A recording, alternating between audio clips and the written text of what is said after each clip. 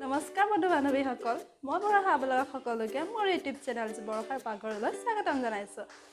মই আজি কিনো বনাইছোঁ বলকচোন চাওঁগে আৰু এইটো মোৰ ফাৰ্ষ্ট ভিডিঅ' আশা কৰোঁ আপোনালোকে সকলোৱে মোক মৰম দিব আৰু যদি ভিডিঅ'টো ভাল পায় লাইক কমেণ্ট আৰু ছাবস্ক্ৰাইব কৰিবলৈ নাপাহৰিব। তেন্তে বলকচোন মই আজি কি বনাইছোঁ চাওঁগে।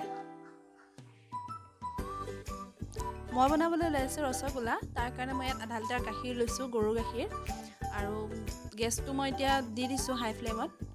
এতিয়া গাখীৰখিনি লৰাই আছোঁ।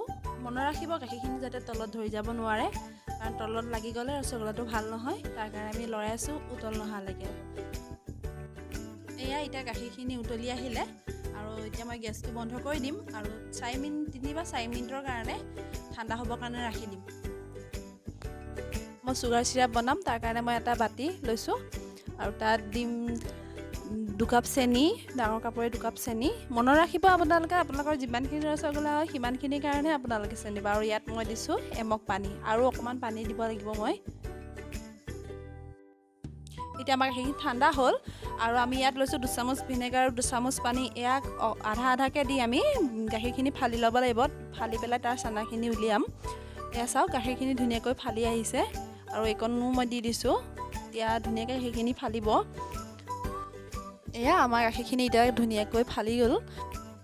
এতিয়া মই এখন কটন কাপোৰত গাখীৰখিনি চাকি ল'ম আৰু পানীখিনি এক্সট্ৰা কৰি দিম চানাৰ পৰা। এয়া চাওক ধুনীয়াকৈ চাকি ল'লোঁ। এতিয়া এইখিনি ভালকৈ চেপি 20 বা 25 মিনিটৰ কাৰণে আমি থৈ দিম।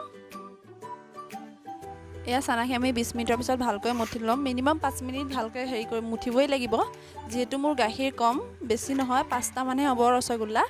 আৰু ভালকৈ মঠি ল'ম যাতে গোলাটো বনাবৰ সময়ত লাডুটো বনাওঁতে মানে এটালৈ স্কেচ থাকিব নালাগিব। তাৰ কাৰণে ভালকৈ মঠিব লাগিব। এয়া মই মিনিমাম 5 মিনিট মঠিছোঁ। এয়া মোৰ মুঠি 5 মিনিট হৈ গ'ল। 5 মিনিটকৈ বেছিয়ে লাগিলে, 7 মিনিটমান হ'ল মোৰ মঠা। আৰু এতিয়া আমি বল বনাই ল'ম। বলখিনি সৰু সৰুকৈ বনাম, কাৰণ বইল কৰোঁতে যথেষ্টখিনি ফুলিব। আৰু আপোনালোকৰ হাতত যদি আছে অকণ কৰ্ণফ্ল'ৰ মিলাই, যিহেতু মোৰ হাতত নাই, মই এনেকৈয়ে বনাওঁ। এয়া চাওক মই বলখিনি বনাই ল'লোঁ। বলখিনি সৰু সৰুকৈ বনাব, কাৰণ আমি বইল কৰোঁতে ফুলিব। এয়া মই 5টা বল হ'ল মোৰ, যিহেতু মোৰ গাখীৰ কম, 5টা বল হ'ল মোৰ। এতিয়া মই এয়া চুগাৰ চিৰাপখিনিত এটা এটাকৈ বলখিনি মই দি দিম। এয়া মই দি দিছোঁ বলখিনি।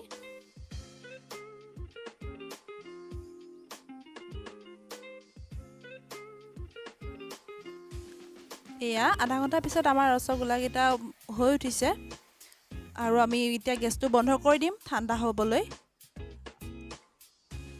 এয়া অলপ সময়ৰ কাৰণে আমি ৰসগোল্লাখিনি ঠাণ্ডা হ'বলৈ দিম।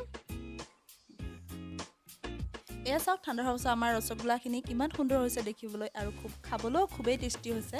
নিশ্চয় আপোনালোকৰ ভাল লাগিলে। আশা কৰিছোঁ আপোনালোকে মোৰ ৰেচিপিটো চাই নিশ্চয় ভাল পাইছে। যদি সঁচাকৈ ভাল পাইছে লাইক কমেণ্ট আৰু ছাবস্ক্ৰাইব কৰিবলৈ নাপাহৰিব। লগতে থকা বেল আইকনটো দবাই দিব, যাতে আহিবলগীয়া সকলো ন'টিফিকেশ্যনবোৰ আপোনালোকে সোনকালে পায়।